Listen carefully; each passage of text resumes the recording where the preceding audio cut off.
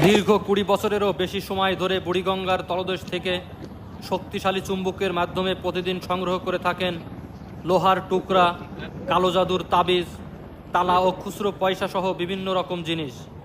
আর এটি সংগ্রহ করে চলে তার সংসার। হ্যাঁ, চুমুক মারছি। এদিকে পয়সা, তাবিজ, লোহা। হ্যাঁ, তাবিজ ওঠে, লোহা ওঠে। আপনি কতদিন পর্যন্ত এখানে কাজ করেন? আমি কত ৭-৮ বছর হয়েছে।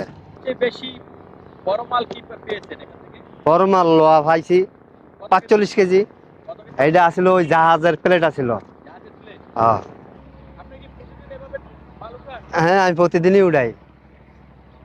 কত বছর পর্যন্ত এখানে কাজ করেন? এই ২৭ বছর হয়েছে। ৭-৮ বছর ধরে? হ্যাঁ, আপনার চুম্বকের ওজন কত কেজি?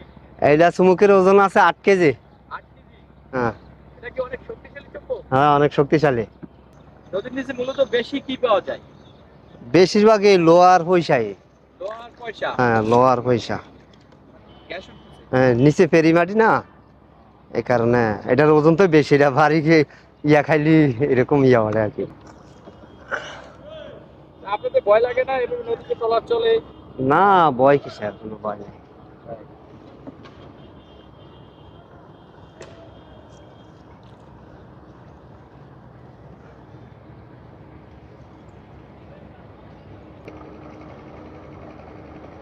দৈনিক আছে ৫-৭০০ টাকা, ২৭০০ টাকা ইয়া বুঝতে আর কি। ঢাকায় কে কে থাকেন? ঢাকা থাকি, ২ জন ফ্যামিলি নিয়ে থাকি। এটা দিয়ে আপনার ফ্যামিলিও বড় ক্ষতি করে নাকি? হ্যাঁ, মামি থাকে এখানে? হ্যাঁ থাকে। মামি কয়জন? ২ জন। ২ জন? হ্যাঁ, কি বলেন?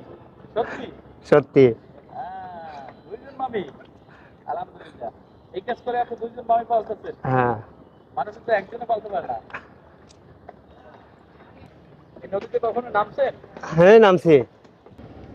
মামি কি ২ জন আপনার সাথে থাকে না গ্রামে থাকে? না, দুজন ঢাকাই থাকে, একটা সাভার। ও একজন কাকগড়। আরেকজন আপনার কাছে? হ্যাঁ, ঢাকার ২ পাশে ২ জনকে রাখেন? হ্যাঁ।